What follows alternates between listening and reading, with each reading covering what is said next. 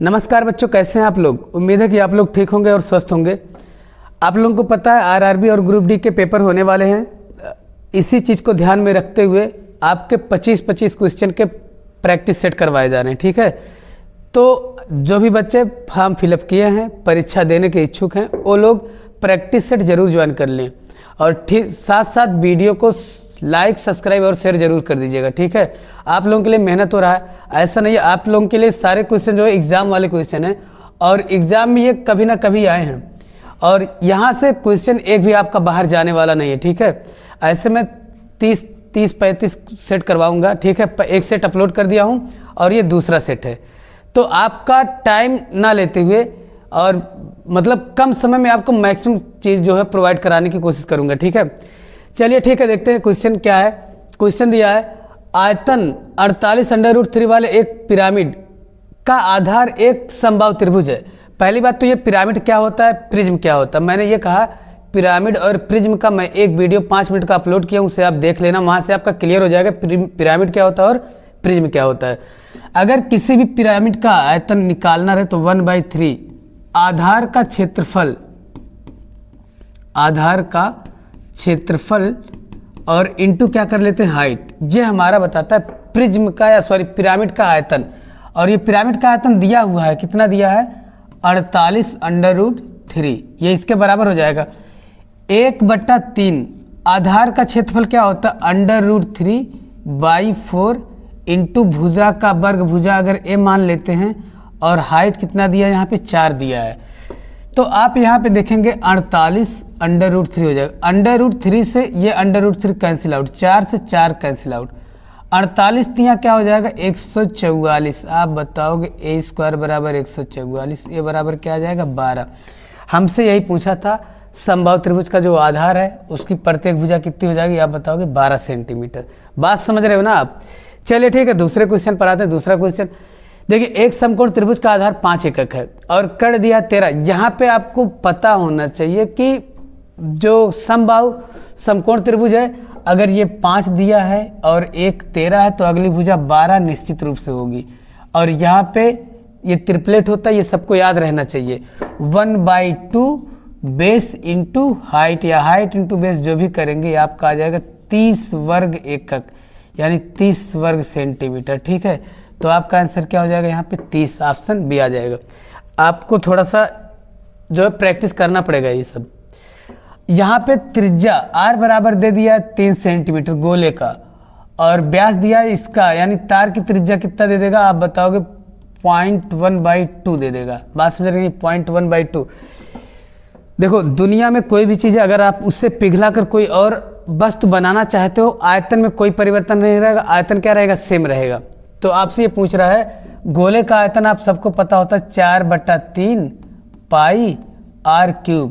ये आयतन किसके बराबर हो जाएगा, जो तार है, तार की आयतन क्या हो जाएगा, पाई r² h हो जाएगा। हमसे पूछ रहा है तार की लंबाई। तार की लंबाई अगर हम यहाँ पे यल ले लेते, पाई r यल हो जाए, यल बराबर कितना हो जाएगा, आप बताओगे 4/3 पाई r³ का मतलब r का मान कितना दिया मेरे भाई, 3 × 3 और × 3। यहाँ पे तार देखो /3 इधर आ जाएगा, पाई r² यानी 0.1 इंटू 0.1 हो जाएगा। पाई से पाई कैंसिल, 3 से 3 कैंसिल। अगर आप देखोगे 4 3 12 3 क्या हो जाएगा, ये 36। और ये बट्टे में 2 है मेरे भाई, बट्टे में 2 है तो 2 ऊपर चला जाएगा यानी 0.04 हो जाएगा और इंटू, बात समझ रहे हो ना आप। अरे मैं क्या कर रहा हूँ यहाँ पे, रुक जाओ।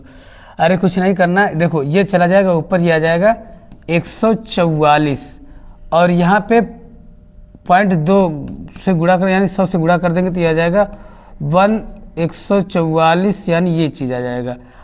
ये सेंटीमीटर है, मीटर में बदलने के लिए 1000 से भाग देंगे तो क्या हो जाएगा, यहाँ पे 0.4 मीटर आ जाएगा।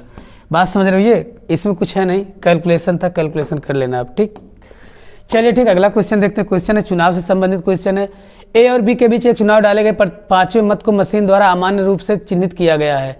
शेष मतों में ए को 2500 मतों से ए डाले गए कुल मतों के 10% के अंतर से, यानी चाहे 2500 मतों से जीते चाहे ए 10% मतों से जीते, बात वही है।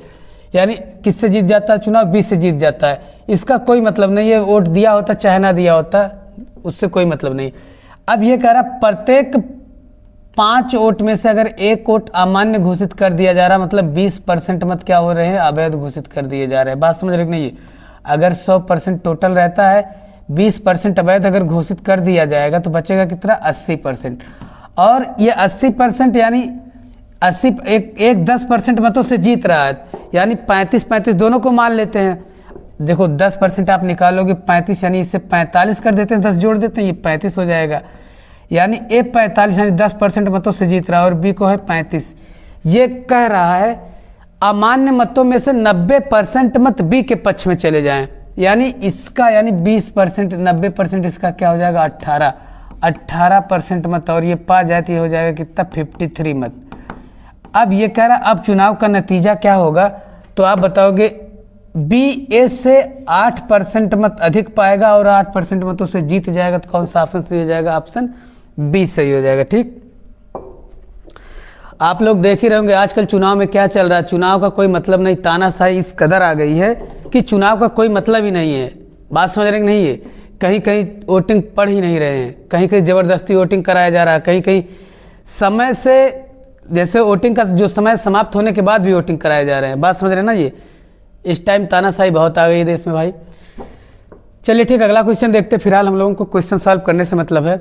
दिया है मान ले कि ओ एक त्रिभुज एबीसी का अंतः केंद्र है। अंतः केंद्र सबको पता होता है क्या चीज होता है, और वृत्त B C C A B के भुजाओं को क्रमशः पी क्यू आर बिंदुओं परस्पर करता है। कोण ए बराबर 90-60 दिया है। देखो ये ए है और ये बी है और ये सी है। बी सी पर बिंदु पी है और ए सी पर क्यू है और यहाँ पे आर है। हमसे क्या पूछ रहा है, कोण ए बराबर 60 अंश दिया ही है, कोण ए बराबर दिया है 60 अंश, ये 60 अंश दे दिया है। क्यू पी आर, कोण क्यू पी और आर पूछ रहा हमसे। अच्छा, अगर मैं इसको ऐसे मिला दूं और ये ऐसे मिला दूं तो ये सेंटर से होता हुआ जाएगा, ये हमारा क्या हो जाएगा, ए। एक चीज आप विशेष ध्यान देना, ये चक्रीय चतुर्भुज, इधर इधर इधर ये मिला के चक्रीय चतुर्भुज, ये 60 है, ये क्या हो जाएगा, ये 120 हो जाएगा।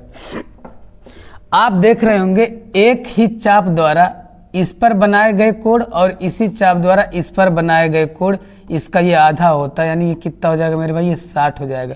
यानी सेंटर पर बनाए गए कोण परिध पर बनाए गए कोण का 2 गुना होता है। तो यानी अगर सेंटर पर 120 है तो परिध पर कितना हो जाएगा, आप बताओगे 60। तो कौन सा आंसर आपका सही हो जाएगा, आंसर सी वाला ऑप्शन। बात समझ रहे हो ना आप। अगला क्वेश्चन देखते हैं। एक तार की लंबाई 66 मीटर है, 66 मीटर तार की लंबाई है और 1.32 सेंटीमीटर कितने परिध बना जाएगा। परिध का मतलब ये जो माप होता है, इसी से हम इसमें भाग दे देंगे। सेंटीमीटर को पहले मीटर को सेंटीमीटर में बना देते हैं और इधर 100 से और गुणा कर देते हैं। तो ये जब हम कैंसिल आउट करेंगे तो ये हो जाएगा 66 दूना, ये 2 हो जाएगा, 2 से कैंसिल आउट करेंगे 50 आ जाएगा, यानी क्या आ जाएगा यहाँ पे 5000 सेंटीमीटर। बात समझ रहे हो ना। ये वृत्तों की संख्या जो है 5000 आ जाएगी। अगला क्वेश्चन दिया ए और बी 4:5 के अनुपात में पूंजियों के साथ साझेदारी 3 महीने बाद ए ने, देखो एक मैं ये मान लेता हूँ ये 400 पूंजी लगाया और एक बी ने कितने लगाया 500, ए ने, ए और बी। देखो जो हमारा प्रॉफिट होता है पूंजियों के रेशियो में बांटा जाता है, जो जितना अधिक पूंजी लगाएगा और जितना अधिक टाइम तक, यानी पूंजी और टाइम का जो हम गुणा करते हैं तो हमारा प्रॉफिट निकल के आता है। जैसे आपने 10,000 रुपये किसी कहीं जमा कर दिया 12 माह के लिए, कोई 5,000 रुपये जमा किया 20 माह के लिए, तो यहाँ पे पूंजी और टाइम दोनों डिपेंड करेगा। जितना लंबा आप पूंजी लगाएंगे और जितने लंबे टाइम तक उतने ज़्यादा प्रॉफिट मिलेगा। तो बात वही P बराबर C इंटू टी से लगाया जाता है।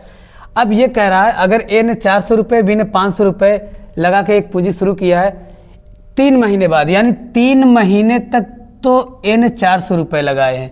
इसके बाद 1/4 पूंजी निकाल लेता है। 1/4 मतलब निकाल दिया, कितना बचेगा 300 बचेगा। इसके बाद ये कह रहा है और बी भी 3 महीने तक 500 लगाया, इसके बाद 1/5 निकाल दिया, यानी 400 बचेगा। महीने के अंत यानी महीने 10 महीने के लिए लगाया, तो यानी ये क्या हो जाएगा 7 इधर और ये गुणे 7 इधर, 7 से ये कैंसिल आउट हो जाएगा। नहीं, अरे रुक जाओ, 7 त्रिक 21 और 4 तिहाई 12, 12 21 कितना हो जाएगा, 4 तिहाई ये हो जाएगा 1200 और ये 7 त्रिक हो जाएगा 21 यानी 3300 आ जाएगा। ये बात समझ में आ रहा कि नहीं, ये 3300 आ जाएगा। इसके बाद फिर क्या आ जाएगा, इसके बाद क्या बोल रहा है, देखो 5 तिहाई 15 और 7 चौक 28 यानी 4300 आ जाएगा। बात समझ रहे कि नहीं, ये 2 जीरो से 2 जीरो कटेगा यानी 43 अनुपात क्या हो जाएगा 33। एक का हिस्सा इन दोनों को जब हम जोड़ देंगे तो आ जाएगा मेरे भाई 76 और यही बराबर हो जाएगा 760 ही पूंजी ना, कुल मिला कितना ही तो है, लाभ इतना ही मिला है इसी रेशियो में। तो एक बराबर कितना आ जाएगा 10। आपसे किसका पूंजी पूछ रहा है, एक को मिलेगा 330 रुपये का लाभ और एक को मिलेगा 430 रुपये का। तो जो ऑप्शन दिया वो क्या दिया, किसका पूछा, ए का आ जाएगा 330। बात समझ रहे हो ना आप, सवाल में कोई दम है नहीं, बस सिर्फ कैलकुलेशन है। हाँ ये वाला सवाल बताइएगा, एक दुकानदार मुद्रित मूल्य पर 10% छूट पर एक पुस्तक बेचा और 15% लाभ अर्जित करता। लागत मूल्य और मुद्रित मूल्य का अनुपात। एक चीज आप समझ लो, मान लेते हैं हम लागत मूल्य हमारा कितना हो जाए 100 रुपये। अगर लागत मूल्य 100 रुपये हो जाए, 10% डिस्काउंट पर 15% का लाभ हो रहा है। अगर हम कहें डिस्काउंट ना दें यानी 100% रहे तो वही हमारा मुद्रित मूल्य होगा। तो 100% क्या हो जाएगा 100, आप बताओगे 115 यानी 1% 90 के बराबर, 100% 100 से गुणा कर दोगे आप, 100 से गुणा करोगे 0 से 0 कैंसिल हो जाएगा, यह आ जाएगा 1150 बटे में 9। ये हमारा क्या आ जाएगा, ये हमारा आ जाएगा इसका मुद्रित मूल्य आ जाएगा। अब मुद्रित मूल्य और लागत मूल्य के बीच का रेशियो पूछ रहा है, बस आपको कुछ करना ही नहीं है। 1150 ये 9 है तो 9 इधर जाएगा तो ये 900 हो जाएगा, 0 से 0 कैंसिल, और 18 पचे 90 और 23 पंचे 115 यानी 23। 18 अनुपात 23 का रेशियो बनेगा। तो कौन सा ऑप्शन सही हो जाएगा, ऑप्शन बी सही होगा। बात समझ रहे हो ना आप, एकदम कूल होके लगाइए, कोई दिक्कत नहीं, सवाल आराम से सब लगेंगे। एक वस्तु का विक्रय मूल्य 39 के संख्यात्मक रूप से उसके लाभ के लागत मूल्य रुपए है, यदि उसका लागत मूल्य प्रतिशत के बराबर। इसका मतलब समझ रहे हो, यानी कह रहा जो लागत मूल्य उसका लाभ प्रतिशत के बराबर है। अगर जैसे 35 रुपये लागत मूल्य 35% का लाभ लेगा। आप ये बताओ 39 रुपये आना चाहिए, ऐसा कौन सा लाभ लें कि हमारा 39, जैसे यहाँ से 9 आएगा नहीं, 37 का 37% निकालेंगे कितना हो जाएगा, देखो 39 आएगा, कभी नहीं आएगा। 30 का जब 30% आप निकालोगे, 30 का 30% निकालोगे तो मेरे भाई 39 आ जाएगा। तो आपका ऑप्शन कौन सा सही हो जाएगा, ऑप्शन डी सही होगा। इस सवाल को ऐसे, इस सवाल को ऑप्शन से लगाया जाता है। अगर लागत मूल्य 30 रुपये है तो 30% का लाभ लेगा, 30 का 30% हो जाएगा 9, यानी बेचेगा कितने में 39 रुपये में। तो यही वाला सही ऑप्शन हो जाएगा आपका, ऑप्शन डी। अगला क्वेश्चन देखते हैं। 8 आदमी एक काम को 40 दिनों में पूरा कर सकते हैं, यदि उनके साथ 2 आदमी और मिल जाए तो काम कितने दिनों में पूरा हो जाएगा। अगर 8 आदमी किसी काम को 40 दिनों में कर रहे हैं तो 8 गुणे क्या हो जाएगा, ये 40 कर देना, 2 आदमी और हो जाए 10, तो 10 आदमी करेंगे कितना टाइम लगेगा 32। तो आंसर आपका कौन सा सही होगा, ऑप्शन डी सही हो जाएगा। ऐसे सवाल देखो, स्पीड लगाना सीखिएगा, स्पीड से लगाना है। इस सवाल को देखिए लगाओ कैसे, आप दिया है 36 किलोमीटर की गति से कार चल रहा है, अरे गति है, गति से कार चला रहा है एक ड्राइवर, अपने 40 मीटर आगे एक बस को देखता है, यानी अपने 40 मीटर आगे एक बस को देख रहा है। बात समझ रहे हो कि नहीं, ये 20 सेकेंड बाद 60 मीटर पीछे रह जाती है बस, 60 मीटर पीछे रह जाती है।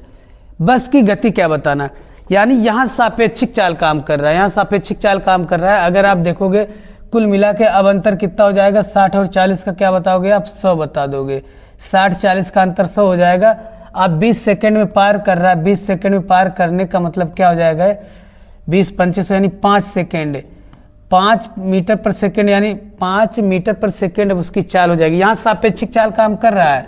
और अगर 5 मीटर को मीटर पर सेकेंड में किलोमीटर प्रति घंटे में बदलोगे तो 18/5 से क्या करोगे आप, गुणा कर दोगे, तो यहाँ पे आ जाएगा 18 किलोमीटर प्रति घंटे आ जाएगा। 18 किलोमीटर प्रति घंटे है और एक की चाल 36 है, सापेक्षिक चाल कितना काम करेगा, 18 घटा दोगे तो यानी 18 किलोमीटर प्रति घंटे आ जाएगा। बस की गति क्या आ जाएगी यहाँ पे, 18 किलोमीटर प्रति घंटे। बात समझ रहे हो कि नहीं। ये अगला सवाल क्या दिया, चाय का एक उत्पादक चाय को 2 बगीचों में 2 प्रकार की चाय 5:3 के अनुपात में मिलाता है। एक की लागत इतना रुपए है और दूसरे की लागत 300 रुपये है। मिश्रित किया गया इसके बाद इस रेट पे बेचा गया। अब आप ये देखो 5 3 8 है, यानी अगर इसको बेचेंगे 24 पंचे 120 यानी 1200 आ जाएगा, प्लस इसको 3 त्रिक का क्या हो जाएगा, ये 900 आ जाएगा। तो कुल मिला के 12 9 क्या हो जाएगा, ये 2100, यानी हमने 2100 रुपये में चाय को खरीदा है। अब बेच किस रेट पे रहे, 315 रुपये। अब बताओ आप 315 रुपये में बेचोगे 5 3 8 किलोग्राम, तो 8 से इसमें गुणा करोगे, 8 पंचे 40 के शून्य हो जाएगा। ये देख लेते हैं, 8 पंचे 40 के शून्य, 8 1 के 8 4 12 के 2 और 8 त्रिक 24 से क्या हो जाएगा, ये 25, यानी 2500 क्या आ जाएगा, 20। आप यहाँ पे देखोगे तो 420 रुपये का फायदा हो रहा है कितने पर, 2100 रुपये पर। कैंसिल आउट करोगे तो 21 दूना 42 और 21 यानी 1/5। 1/5 का मतलब क्या होता है मेरे भाई, 20%। आपका आंसर यहाँ पे क्या आ जाएगा, 20%। सवाल को बहुत स्पीड से लगाना है आपको, एकदम स्पीड अपनी लो नहीं करनी है। जितनी तेज़ी से सवाल लगाओगे उतने फ़ायदा रहेगा, लेकिन एक्यूरेसी भी सही होनी चाहिए, एक्यूरेसी के साथ लगाना है। दिया 3 संख्याओं का अनुपात 3 संख्याओं का योगफल 121 है। दूसरी और तीसरी, अब यहाँ पे देखो आप, दूसरी और तीसरी संख्या का अनुपात दिया, दूसरी और तीसरी संख्या का अनुपात 9:6 दिया है। अब यहाँ से लगाओ तीसरी और पहली संख्या निकाल दो, वो दिया पहली और तीसरी का अनुपात दिया, आप पहली और तीसरी का निकाल दो तो ये 4 क्या आ जाएगा, ये 1। मैं हमेशा बोल रहा हूँ 9/6 और 4/1 कर लेना आप। 9 चौक 36, तो पहली संख्या कितनी आ जाएगी, 36। 6 चौके 24, दूसरी संख्या कितनी आ जाएगी, यहाँ तीसरी संख्या है, ये तीसरी संख्या, ये दूसरी संख्या है और 24 आ गया। पहली संख्या क्या आ जाएगी, 6 के 6, ये पहली संख्या आ जाएगी। रेशियो हमेशा ऐसे लगाओ आप। अब यहाँ पे देखोगे 6 के 6, 6 चौके 24 और 6 गुणे 6, यानी आप बताओगे 11 यूनिट बराबर 6 4 10 1, 11 यूनिट बराबर हो जाएगा 121। 1 बराबर क्या आ जाएगा, 11। हमसे किसका मान पूछ रहा है, हमसे मान पूछ रहा है कौन सा, किस संख्या का, दूसरी संख्या तो पहली संख्या, तो पहली संख्या तीसरी संख्या, तो दूसरी संख्या क्या, दूसरी संख्या का रेशियो ये 6, तो 11 6 क्या हो जाएगा, ये 66। तो आपका आंसर क्या आ जाएगा, यहाँ पे 66 आ जाएगा। ठीक, अगला क्वेश्चन देखते हैं। अगला क्वेश्चन क्या है, 2 संख्याएं 3:5 के अनुपात में हैं, उनका लघुत्तम समापवर्त 75 है, तो उनका महत्तम समापवर्त बताना है। आप बताओ, लघुत्तम समापवर्त 75 दिया, लघुत्तम समापवर्त में अगर अनुपात के गुणनफल से भाग देते हैं तो महत्तम समापवर्त निकल के आता है। तो 5 3 15 से हम भाग देंगे तो क्या आ जाएगा, ये 15 5 75, आपका ऑप्शन आ जाएगा 5। बात समझ रहे कि नहीं, अनुपात से अगर हम लघुत्तम समापवर्त में भाग देते हैं तो महत्तम समापवर्त निकल के आता है। ये एप्लीकेशन होता है, ये एप्लीकेशन याद भी होना चाहिए। ए का वेतन बी के वेतन से 30% अधिक होता है। ए के वेतन के संदर्भ में बी के वेतन की प्रतिशत कमी क्या है। कुछ लोग कहेंगे 2 सेकंड में लग जाएगा, ये सवाल में है ही क्या, 2 सेकंड में तो लगेगा। 30% अधिक है, यानी 30/130 कर दो आप, यानी 300 बटे क्या हो जाएगा, ये 13 हो जाएगा। कैंसिल आउट करोगे तो आपका आ जाएगा 23 से 1/13%। बस सवाल में कुछ है नहीं, या तो आप 3/10 होता है, 3/13 कर दो, 3/13 करोगे तब भी बात वही आ जाएगी। ठीक है, अगला सवाल दिया है, एक आदमी ने 2 मेजें बेची, प्रत्येक को 720 रुपये, यानी 2 मेज बेच रहा है, प्रत्येक को 720 रुपये में बेच रहा है। तो कुल मिला के अगर बेचेगा 7 दूनी यानी 1440 रुपये में बेचेगा, यानी वो कुल मिला के 1440 रुपये में बेचेगा। एक पे 20% का लाभ हो रहा है। आप ये बताओ 720 रुपये में बेचने पर एक पर 20% का लाभ होने का मतलब 20% का मान 1/5 होता है। 1/6 की हम कमी कर देंगे, 1/6 की मतलब 120 यहाँ कम कर देंगे तो कितना आ जाएगा, ये 600, यानी उसने खरीदा 600 में। अच्छा, दूसरे को 720 रुपये में बेच रहा तो 20% की हानि हो रही, यानी 1/4 की हम वृद्धि कर देते हैं। 1/4 यानी हो जाएगा 180, यानी 180 रुपये हम कम में खरीदे थे, यानी यहाँ पे आ जाएगा 180 जोड़ेंगे 900 हो जाएगा। यानी एक को 800 में खरीद 600 में खरीदे और एक को 900 में, कुल मिला के 1500 में हमने खरीदा है और बेचा कितना आया हमारा 1440। अब आप बताओ यहाँ पे लाभ होगा या हानि होगा? हमने खरीदा है 1500 रुपये में और बेचा है 1440 रुपये में, तो हानि हो जाएगी 60 रुपये की। बात समझ रहे हो कि नहीं? यहाँ पे हानि पूछा तो आप बताओगे हानि कितने की हो जाएगी? 60 रुपये की। 1000 रुपये की राशि 10% प्रतिवर्ष साधारण ब्याज की दर से चक्रवृद्धि ब्याज के बीच 4 वर्ष के बाद का अंतर। जीवन में कभी भी आया ऐसा सवाल? देखो 4 वर्ष के बाद का अंतर, जब भी आपसे अंतर पूछा जाएगा, अरे हम आपसे ये पूछते हैं, जब आप 10% निकालोगे तो 110, फिर 10% निकालोगे 121, इसके बाद पुनः जो है अंतर नहीं पूछना चाहिए था इसको। साधारण ब्याज और चक्रवृद्धि ब्याज के बीच 4 वर्षों का अंतर। चलो ठीक है, देख लेते हैं। अगर हम यहाँ पे देखेंगे मेरे भाई ये चीज़, अगर यहाँ पे हम देखेंगे तो ये 2 वर्ष का चक्रवृद्धि ब्याज है, अगली बार फिर पुनः 10%, इसका 10% निकालेंगे 1300, यानी ये आ जाएगा 133, और पुनः जब इसका हम 10% निकाल देंगे मेरे भाई तो 1331, इसका 10% कितना हो जाएगा? 10% हो जाएगा,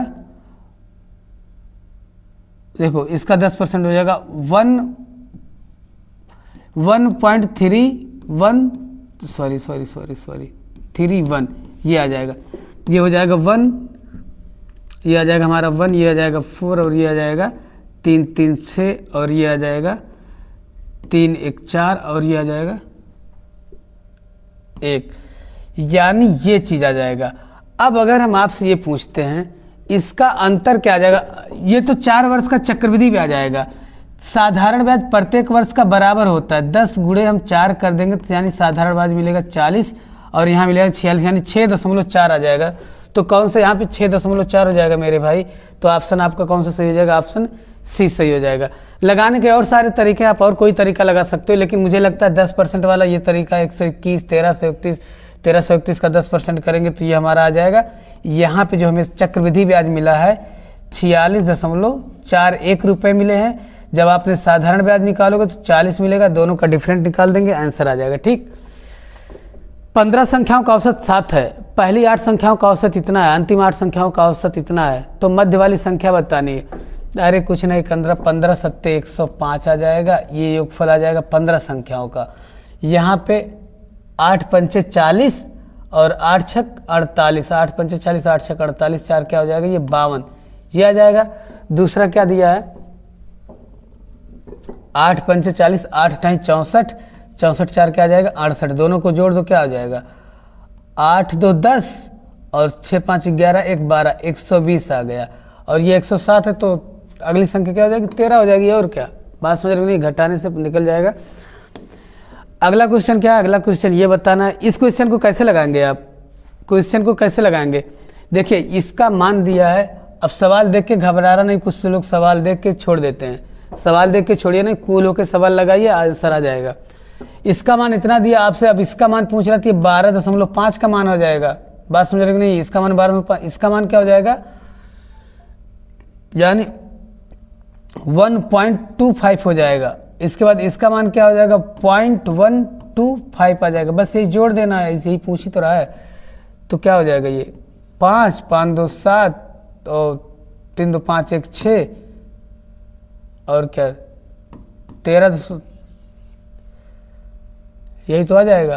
तो आपका आंसर कौन सा हो जाएगा? अरे 3 2 5 1 6 आ जाएगा और ये 75 आएगा, ये वाला आंसर, ये 75 हो जाएगा यहाँ पे। ठीक, अगले क्वेश्चन पर चलते हैं। अगला क्वेश्चन क्या है? 24 को 2 भागों में इस प्रकार बांटा गया है कि 7 भाग पहले भाग का 7 गुना दूसरे भाग के 5 गुने में जोड़ने पर 146 आता है। सवाल में कुछ नहीं, ऐसे सवालों में आप यूनिट प्लेस देखा करो। क्या देखोगे आप? Unit place. अगर पहला भाग हम 5 मानेंगे तो 5 का, अगर हम 5 का कितना गुना करेंगे? 7 गुना 5 आएगा, फिर 5 अगली संख्या का 5 गुना करेंगे तो 1 आना चाहिए। यानी देखो अगर दूसरी संख्या का हम 5 गुना करेंगे तो लास्ट में 5 आएगा, ये तो बात फिक्स है। अब इसमें से आप ऐसी कौन सी संख्या लो कि जिसका 7 गुना करो 1 आ जाए? उसमें सवाल में यही है, 13 7 91। तो यानी आपका पहला वाला भाग क्या हो जाएगा, ये हो जाएगा 13। बात समझ रहे हो कि नहीं? ये तो आपका पहला भाग 13 हो जाएगा। अगले क्वेश्चन पर चलते हैं। इस सवाल को आप कैसे लगाएंगे, सरल करना है। बात समझ रहे हो, ये सरल करना है। जब भी सरल करने से ऐसा सवाल है, इसका इसमें मल्टीप्लाई कर देते हैं, इसका इसमें मल्टीप्लाई कर देते हैं। बात समझ रहे हो कि नहीं? देखो जब इसका गुणा करेंगे तो 5 under root 5 plus under root क्या हो जाएगा, ये 10 आ जाएगा। और माइनस इसका इसमें गुणा करेंगे, देखो माइनस अंडर रूट 3 और माइनस 6 अंडर रूट 6 आ जाएगा। जब इसका इसमें करेंगे तो बात वही आ जाएगी, बात आ जाएगा अंडर रूट 5 प्लस में आ जाएगा और माइनस अंडर रूट क्या आ जाएगा 10, और इसके बाद 3 से करेंगे तो प्लस अंडर रूट 3 आ जाएगा और माइनस अंडर रूट क्या आ जाएगा, ये 6 आ जाएगा, यही आ जाएगा।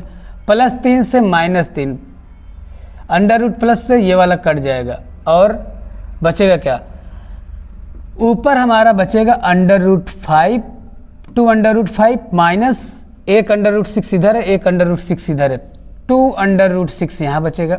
देखो अब जब आप इन दोनों का गुणा करोगे, एक ब्रैकेट में ए स्क्वायर माइनस बी स्क्वायर वाला फार्मूला, एक देखो ए प्लस बी एक ब्रैकेट में, दूसरे ब्रैकेट में ए माइनस बी, यानी ए का स्क्वायर करोगे 5, 3 का स्क्वायर करोगे 3 आ जाएगा, अंडर रूट 3 का स्क्वायर। तो यहाँ पे आपका आ जाएगा under root 5 minus under root 6। सवाल में कुछ करना नहीं था, बस सवाल में थोड़ा सा कैलकुलेशन, सब पेशेंस लग। समबाहु त्रिभुज, भुजा 12 सेंटीमीटर, प्रिज्म का आयतन इतना, तो पृष्ठीय क्षेत्रफल। देखो कुल पृष्ठीय क्षेत्रफल अगर हमें निकालना होता है प्रिज्म का, तो मेरे भाई आधार का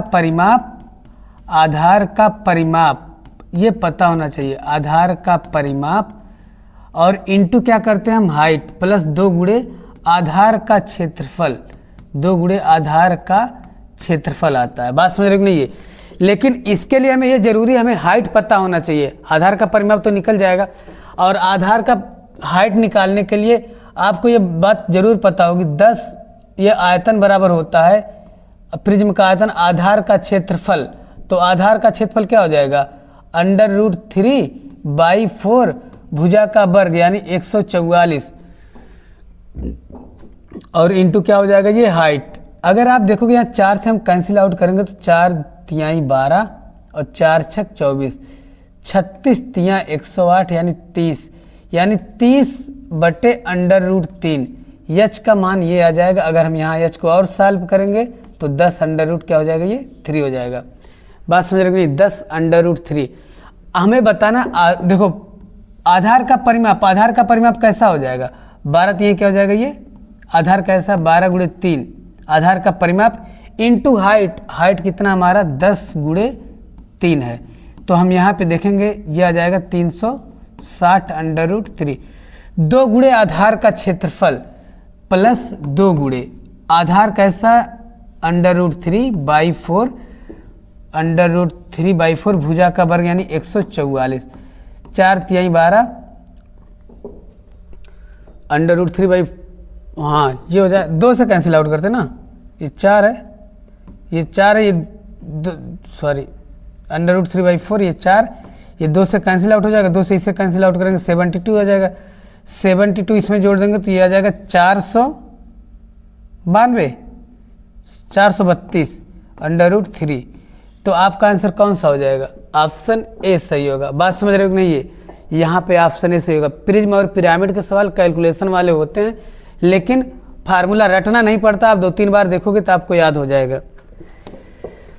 अगला क्वेश्चन क्या है और लास्ट क्वेश्चन, किसी संख्या, इस सवाल को हम देखते हैं आप मेरे जैसा सोच पा रहे हैं कि नहीं। इस सवाल को कैसे आप लगाएंगे, किसी संख्या को 5, 9, 13 से विभाजित करने पर क्रमशः 2, 6 और 10 शेष बचता है। सबसे छोटी संख्या 5 से भाग देने पर शेषफल 2 आना चाहिए, तो 5 से भाग देने पर शेषफल 2 सब में आ रहा है। 9 से भाग देने पर शेषफल 6 आना चाहिए, तो यहाँ पे 6 तो आएगा नहीं। 7 दोनों यहाँ शेषफल 5 आएगा, 8 2 10 5 15, यानी यहाँ पे शेषफल क्या आ जाएगा 6। तो ऑप्शन ये वाला सही हो जाएगा।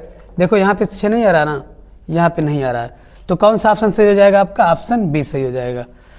चलिए ठीक है, ये आपके 25 क्वेश्चन थे आज के। आपसे मिलते हैं अब अगले क्लास में, तब तक के लिए थैंक यू, बाय बाय।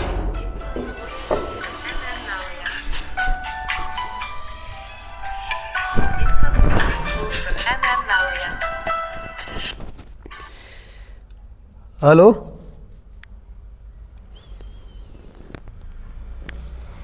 क्या मोटे, क्या हाल चाल है? क्या कर रहे हो? सुन रहे हैं बड़ा बिजी उजी हो तुम। हेलो, अरे मोटे बोलोगे?